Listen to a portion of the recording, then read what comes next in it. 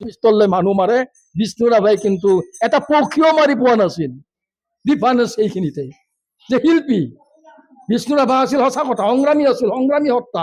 কিন্তু এই সংগ্ৰামী সত্তা হলেও কিন্তু তেওঁ অস্ত্ৰ হাতত তুলি লৈছিল, এহাতে অস্ত্ৰ এহাতে কলম। কলমৰ মাজে গীতেৰ মাজেৰে সংগ্ৰাম কৰিছিল, নাটকৰ মাজেৰে পুনৰুজ্জীৱিত কৰি দিছিল।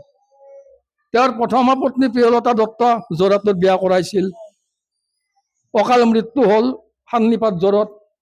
আৰু তেতিয়াই তেওঁ এটা গীত লিখিছিল, পৰ জনমৰ শুভ লগনত যদিহে আমাৰ হয় দেখা। সুন্দৰ গীত। তাৰপিছত নিৰুপমা দেৱীক তেওঁ প্ৰাসংগিকভাৱে তেওঁ ঠিক বিয়া কৰোৱা নাই। তাৰপিছত আহিল আমাৰ বেলচৰৰ মেধি তেওঁক নিৰুপমা মেধিক তেওঁ বিয়া কৰাইছিল। নিৰুপমা মেধি দুটা ল'ৰা, এটা আমাৰ যিজন এতিয়া বৰ্তমান মন্ত্ৰী MLA হৈ আছে পৃথ্বীৰাজ ৰাভা আৰু হেমৰাজ ৰাভা।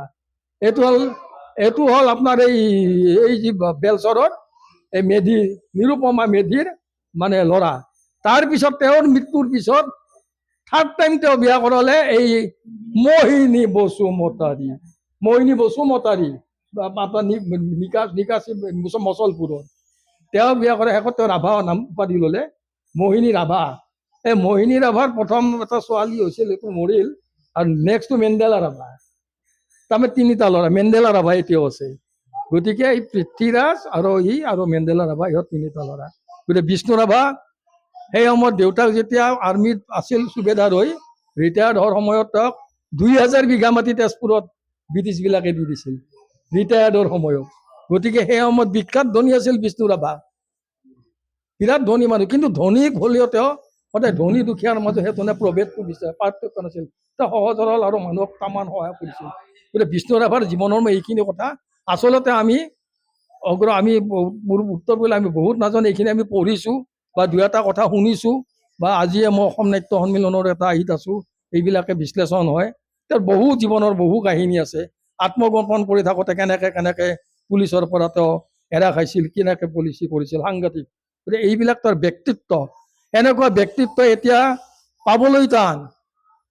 সংগীত নাটকৰ ক্ষেত্ৰত নেক্সট পালোঁ ভূপেন হাজৰিকা, জ্যোতিপ্ৰসাদ থাকিল আৰু এইফালে ভূপেন হাজৰিকা। এতিয়া লিজেণ্ডাৰ আমাৰ জুবিন এটা নিউ এটা ট্ৰেণ্ড কৰি আহিল, ন' ডাউট। তাৰপিছত কিন্তু বৰ্তমান সংগীতত যদিও আছে ধাৰাবিলাক কৰি আছে, আমি ধাৰ কৰি আছোঁ এইটো কিন্তু তেনেকুৱা এটা নাই। গতিকে আজিৰ এইটো পৰিস্থিতিত আজিৰ দিনটোত আমি বিষ্ণু ৰাভাক এইকাৰণে স্মৰণ কৰিব লাগে, তেওঁৰ কৰ্মৰাজি। মানুহ জন্মে আৰু মৃত্যু অৱশ্যম্ভাৱী। গতিকে আমি এনেকুৱা কৰ্ম কৰি যাব লাগে যাতে মৰাৰ পিছতো আমাৰ কৰ্মৰাজিয়ে যাতে আমাক সমাজত বা মানুহৰ মাজত আমাক সদায় জীয়াই থাকে। কৰ্মইহে মানুহক জীয়াই ৰাখে। গতিকে আমি বিষ্ণু ৰাভাৰ এই কৰ্মৰাজি আমি আজিৰ ক্ষেত্ৰত প্ৰাসংগিক, আমি আলোচনা কৰিব লাগে, আমি চিন্তা চৰ্চা কৰিব লাগে। আৰু আজি আমি তেওঁৰ গীত বাদ্য গাই আমি অলপ নিজকে তেওঁক আমি আজি স্মৰণ কৰিম। ধন্যবাদ। আৰু বিশেষকৈ আপোন ঘৰ ডে কেয়াৰ চেণ্টাৰে এই প্ৰথমবাৰ পালোঁ আজি 57 বৰ্ষীয়ান নেকি, 57 বৰ্ষৰ যিটো 57 ইয়াৰ্ছ যিটো এনিভাৰ্চিটি আজি পাতিলে বিষ্ণু ৰাভাৰ। গতিকে এইটো এটা বৰ লেখত ল'বলগীয়া। আৰু ভাবোঁ আমাৰ ইয়াতে বৰাগত এনেকুৱা অনুষ্ঠান ভৱিষ্যতে আৰু আহল বহলকৈ পাতক। পনাকণ দাসক ধন্যবাদ জনাইছোঁ।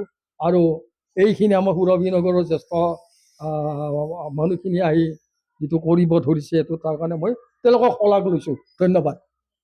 Thank U. চ' আমি ছাৰৰ পৰা বহুতখিনি কথা জানিব পাৰিলোঁ কলাগুৰু বিষ্ণুপ্ৰসাদ ৰাভাৰ বিষয়ে।